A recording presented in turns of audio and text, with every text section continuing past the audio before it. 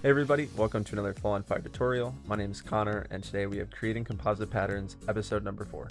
Today we're going to be taking a look at a pattern that's very similar to our week 2 pattern, but this time we're going to be going up our center line as opposed to keeping our hands together going up either side. I'll explain though as we go on, so let's dive right in. As I just mentioned, in week 2 we worked on a pattern where we kept our hands going together up our side and then splitting them to return to the bottom point. The only major difference here is that we're going to be lifting our hands to the center line, not going to either side, and then splitting to return to bottom.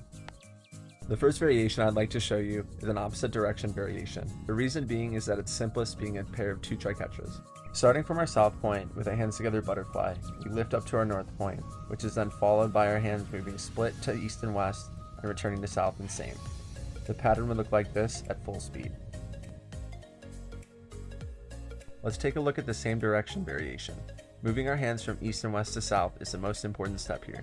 When we do this, we want to keep our hands together and they'll resemble an isolation versus extension hybrid shape. This keeps the point at a 180-degree difference as they travel up our center line. The easiest way to do this is to treat it like a stall chaser, like shown here. The lift we get from that stall chaser motion will give us the boost we need to get to our north point. There's a really neat transition opportunity in this pattern that exists in the center of our body. It's a snake point, and for now we'll call this transition point C.